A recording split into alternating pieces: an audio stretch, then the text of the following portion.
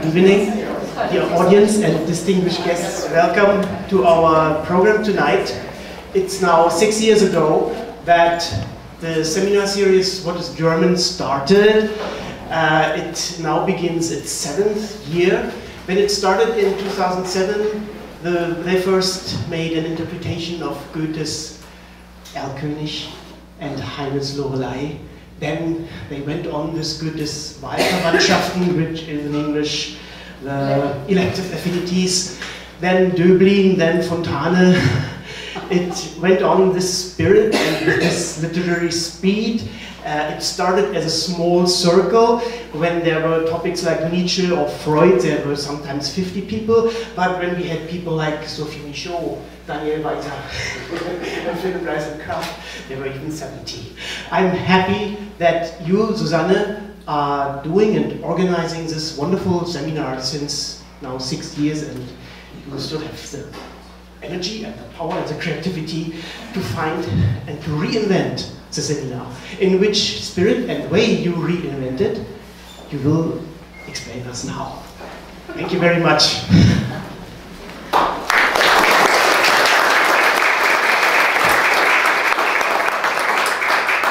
Thank you very much, Detlef, also for hosting this seminar. So we are really welcome everyone to a new season of What is German, which was really originally Nietzsche's question. This is our 7th year. Most of you in this room actually know what it is. It's a lecture series. We have 4 meetings in the fall and 4 meetings in the spring. And you have to prepare for it by reading a big fat book. And you will want to prepare for it because you will be talking about the book, and most people in the room will have read the book, and you don't want to be left behind. So for this new season, our 7th, I picked an exciting topic. Europe in 1913 is the focus of our attention, and it is the very first time that we'll be reading works that are not written in German, but written in French, in Russian, and in English. Among historians, as you know, 1913 is a bit of an orphan year because historians focus on the Big Bang of 1914, which transformed the geopolitical landscape of Europe.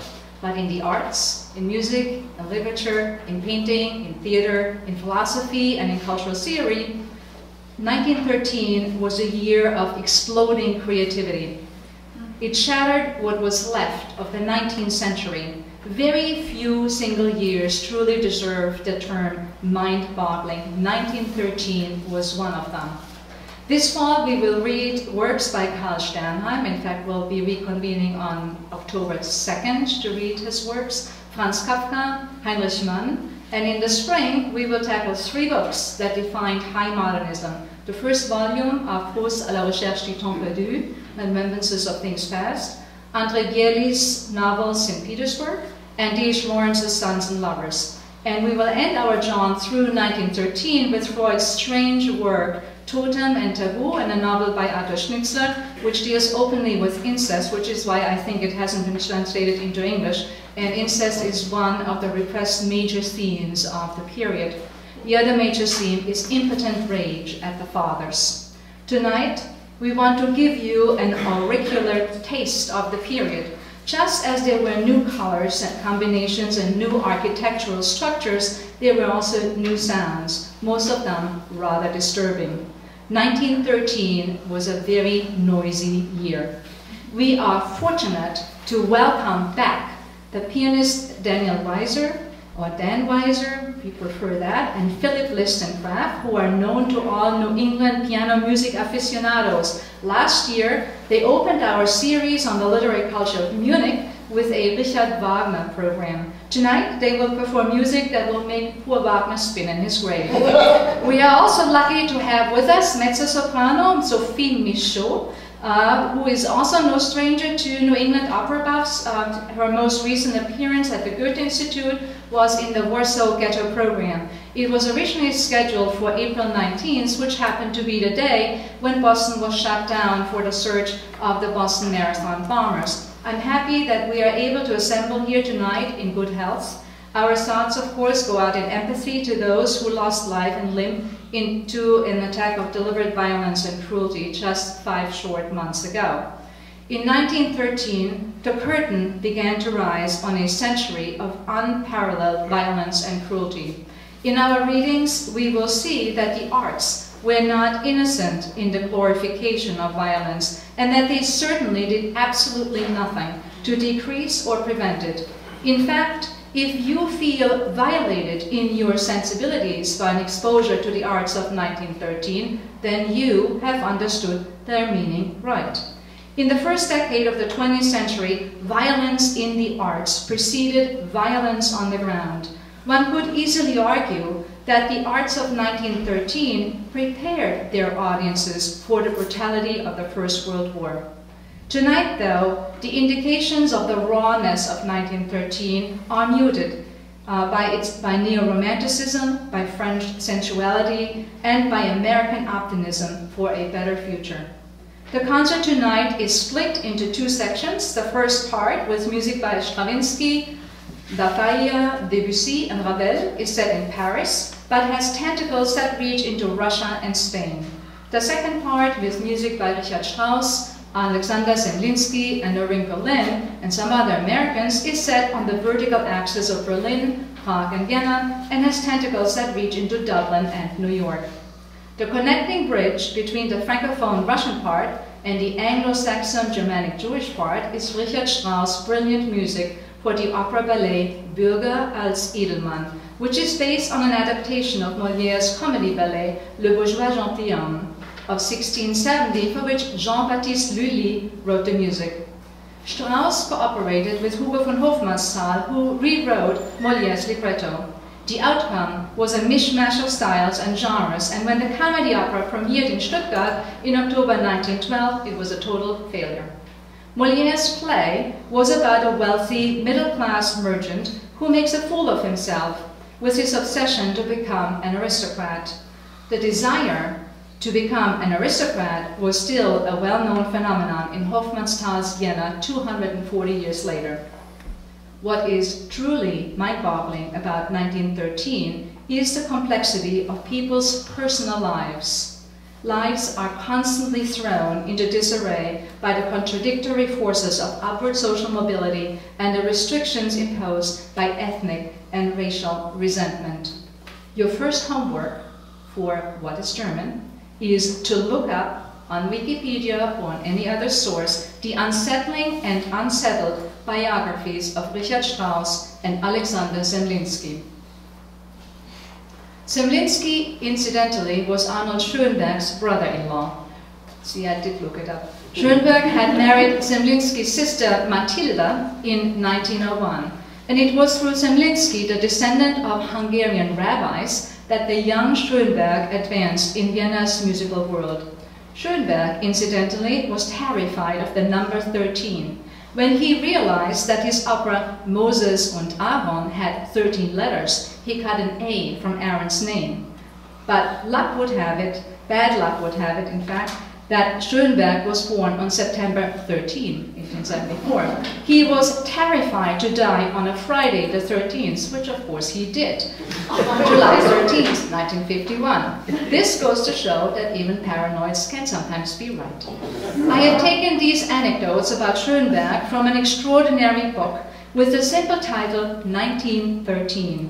It was written by the German cultural connoisseur Florian Illies. It was translated into English and will be published in America on September 30th in 2 short weeks by Melville House Publishers in New York. The book is not out yet, so we don't have copies here, but we have an order form if you would like it, and you can of course also order it on the, don't want to mention them, usual sites on the internet.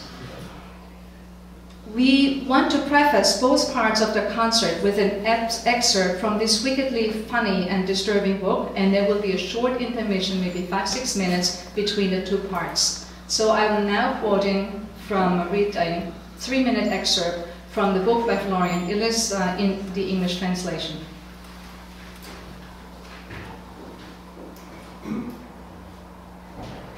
To get a sense of the cultural networks in Paris in 1913, you need only take a look at the diaries of the German bon vivant, aesthete, dandy, and cultural commentator Harry Graf Kessler.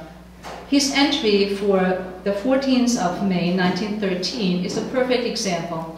He sleeps late, then meets André Gide and Igor Stravinsky at the Ritz in the early afternoon, after which they go together to the rehearsal of the new ballet produced by the Russian dancers and choreographers Nijinsky and Diaghilev. The music is by Claude Debussy.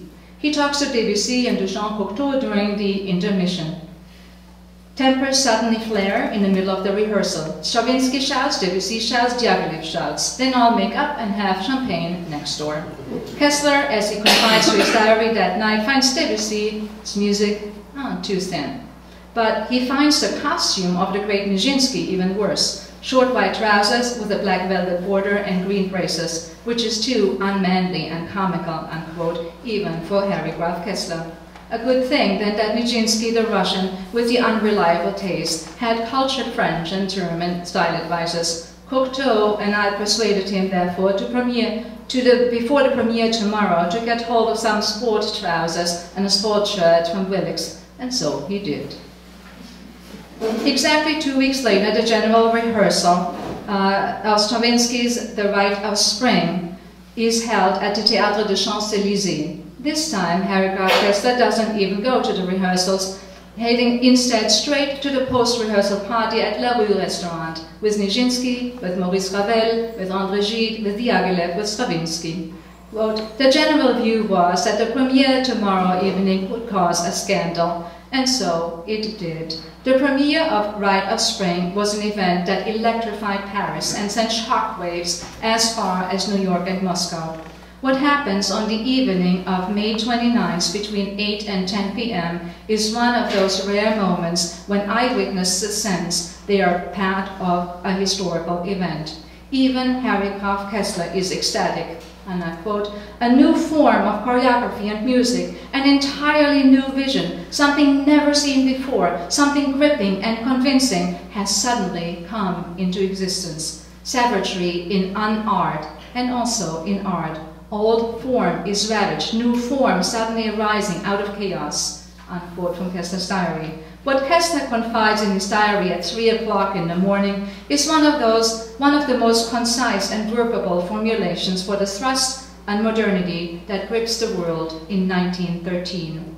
The audience on this May 29th in Paris is the noblest and most cultivated in old Europe.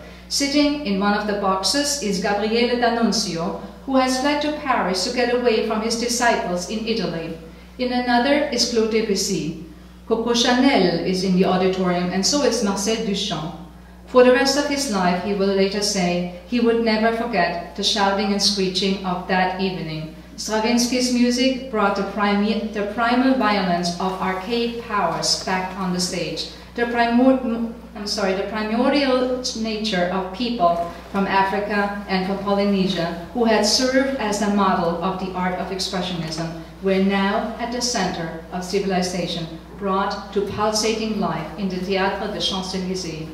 From the first note of the extremely high solo bassoon, roars of laughter could be heard. Is that music, or a spring storm, or the noise of hell, the outraged audience wants to know. Drumming everywhere up on the stage, the dancers are in ecstatic motion. There's laughter, and when the Parisians realize this is meant seriously, they're shouting.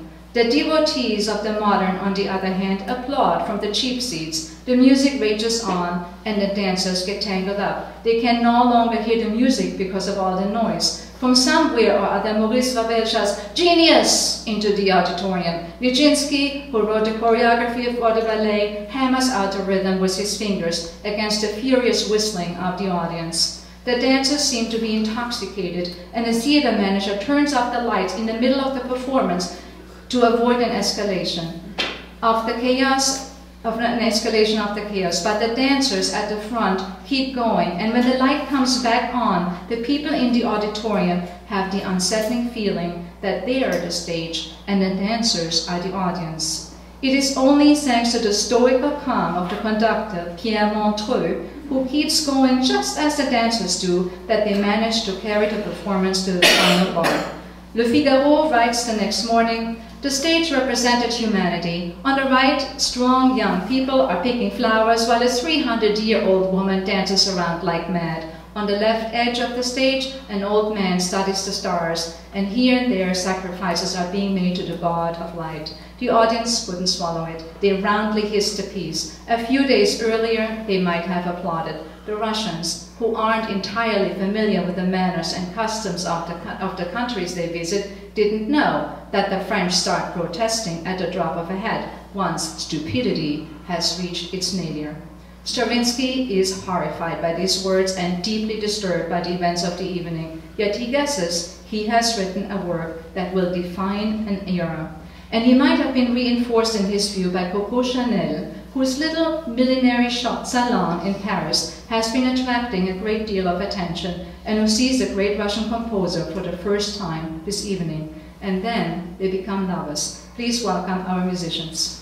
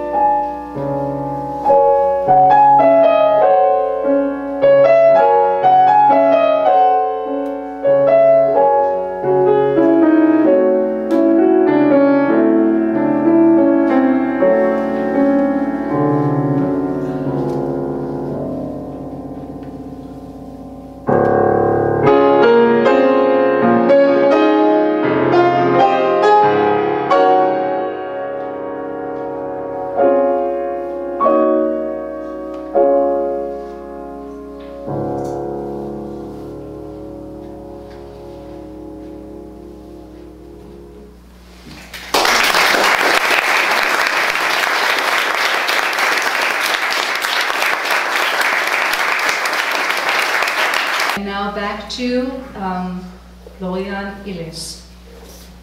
Part 2. It is 1913, but disaster has yet to strike for Arnold Schoenberg. On Sunday, February 23rd, at around 7:30 in the evening, his Gurre-Lieder are premiered at the Great Music Hall in Vienna, and the public is expecting a new scandal. His recent appearances and compositions have already unsettled Vienna, causing great commotion, and the former romantic has emphatically transformed himself into a Neutöner, an exponent of new music. The previous year, he caused an uproar with his Pierrot Lunaire, Opus 21, but now this, the Gurre-Lieder. All of a sudden, the listeners are no longer hearing modern radicalism from Schoenberg, but pure late romanticism. 5 vocalists, 3 4-part male choirs, and a huge orchestra with every kind of flute and drum and stringed instrument. 80 strings were used in the first performance alone. The gigantism of the new century is forging ahead. Schoenberg declares that the oratorio cannot be performed without a 150-piece orchestra. The piece itself is a great, bombastic, murmuring and pulsating spectacle of nature about storms and the summer winds. Vast choirs sing about the beauty of the sun, a spectacular wonder of nature, just as Schoenberg has once experienced it after a night of drinking led him to the Anninger, one of Vienna's city mountains. Schadenfreude lurks already in 100 pairs of eyes. Today will show, once again, whether he can really afford to compose as he chooses, rather than how others before him have composed, writes Richard Specht for his review in the Berlin journal März. But the scandal never comes. Instead, it's a triumph. And I quote from Specht's review for the Berlin journal März. The resounding cheers that broke out even after the first section rose to a commotion after the third, and when the choir powerfully surging dawn greetings was over, the cheering knew no bounds. With tear-stained faces, the audience called out gratitude to the composer, sounding more warm and insistent than is usually the case with such success. Instead, it sounded like an apology. A few young people, unknown to me, came over, their cheeks aglow with shame, and admitted they had brought their house keys with them to add their, in their view, appropriate music to Schoenberg's. But now he had won them over so completely that nothing could turn them against him. The Gurre-Lieder, with their hymnal, magnificent melodic arcs, were the greatest success that Schoenberg would ever experience. Never again did he come as close to his audience as here, and this has clearly to do with his terror about a disaster looming over the year 1913. The Gurre-Lieder is a sumptuous and lavish piece of late Romanticism, melodic even though its composer had long since crossed the border to tonality, bewitching beauty bordering on kitsch. It had taken 10 years for Schoenberg to find the right orchestration, but the composition itself originated at the turn of the century, and 13 years later was perfectly in tune with the tastes of the Viennese public. The house keys, with which they had planned to drown out Schoenberg's music, stayed in their pockets, but not for long. Arnold Schoenberg had moved to Berlin because he felt misunderstood in Vienna. In the telephone directory, it said Arnold Schoenberg, composer and composition teacher, consultations 1 to 2 p.m. He had an apartment in Villa Lepke in Zehlendorf, and he wrote to a friend in Vienna, "You wouldn't believe how famous I'm here." Then, at the end of March, he goes to Vienna and becomes just as famous there as he was in Berlin, but not quite in the way he had imagined. On the evening of April 31st, in the great hall of the Musikverein, he is supposed to be conducting his own chamber symphony, a work by Mahler, and works by his pupils Alban Berg and Anton von Webern, both of whom incidentally had portraits painted of themselves by Schoenberg hanging on their walls at home. It is Alban Berg's music that creates the stir. Songs with orchestra on picture postcard, texts by Peter Altenberg, Opus 4, is performed by a huge orchestra with great solemnity. It rouses the audience to a fury There is hissing and laughter and rattling of keys, which everybody brought to Schoenberg's last performance in February, but didn't need. Then Anton von Weber leaps to his feet and shouts that the whole rabble should go home, to which the rabble replies that people who like music like this belong in Steinhof. Steinhof is the mental asylum in which the poet Peter Altenberg currently resides. The diagnosis of the public, Berg wrote insane music set to lyrics by a madman. Schoenberg stops the orchestra and shouts into the audience that he will have any troublemakers removed by force, whereupon pandemonium breaks out and the conductor is challenged to a duel, and one man clambers over the rows of chairs from the back. When he has reached the front, Oskar Strauss, composer of the operetta Der Walzertraum, the Walzer Dream, boxes the ear of the president of the Academic Association of Literature and Music, Arnold Schoenberg. Next day, in the Neue Freie Presse, which is Vienna's largest newspaper, the following report appears. The fanatical devotees of Schoenberg and the dedicated opponents of his often extremely alienating sound experiments have often clashed in the past, but hardly ever can we remember having witnessed in any Viennese concert hall such a scene as the one that occurred at this evening's concert by the Academic Association. To separate the furiously arguing groups, there was no option but to turn out the lights. 4 people were arrested by the police: a student of philosophy, a physician, an engineer, and a lawyer. You see the audience that goes to such concerts. The evening went down in history as the ear-boxing concert, das Ohrwatschen-Konzert. But contemporaries, above all, Dr. Arthur Schnitzler, who attended the concert with his wife Olga, responded laconically. Schoenberg, orchestral concert, terrible scandal, Alban Berg's silly songs, interruptions, laughter, speech by the president. At least listen to Mahler in peace, as if anyone had objected to Mahler. Impertinence. One voice in the auditorium, little scamp! The gentleman leaves the podium, and amid breathless silence, and smacks him one. All kinds of scuffling.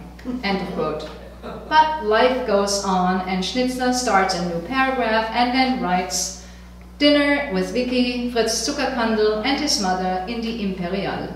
The next day, Arnold Schoenberg travels back to Berlin, firmly convinced now that 1913 is an unlucky year and that the Viennese are unfathomable Philistines. As soon as he's back in Berlin, he receives the reporter of Die Zeit and explains to him in a wonderfully mean-spirited and self-righteous way, a concert ticket only gives one the right to listen to the concert, but not to disturb the performance. The purchase of a ticket is an invited guest who acquires the right to listen, nothing more. There is a great difference between an invitation to a salon and one to a concert. Contributing to the cost of an event does not grant one permission to behave improperly. Herr Schoenberg closes this interview with the following words regarding his future behavior. I have undertaken henceforth to take part in such concerts only when it is expressly stated on the tickets that disturbance of the performance is not permitted. It is obvious, after all, that the organizer of a concert is not only the moral but also the material holder of a right that is granted protection in any state based on private property. This interview is an unsettling document. It shows that the advocates of the new music are claiming an inalienable right to an undisturbed avant-garde, but even in this most unusual of years, that was asking a bit much. Please welcome back our musicians.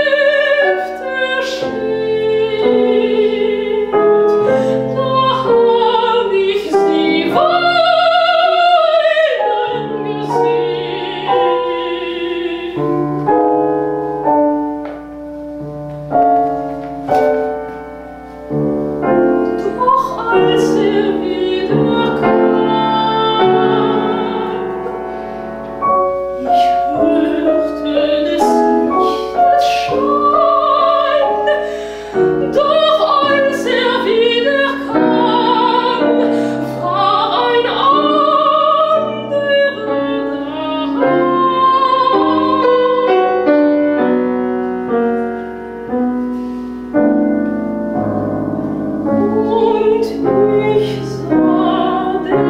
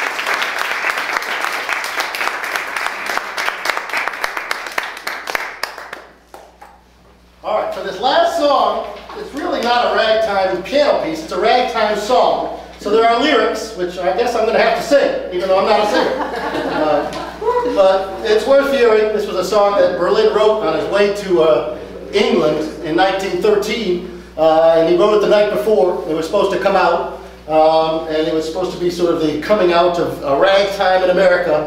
Even though it's not real ragtime, it certainly, who says it is authentic Americana, so it does the trick.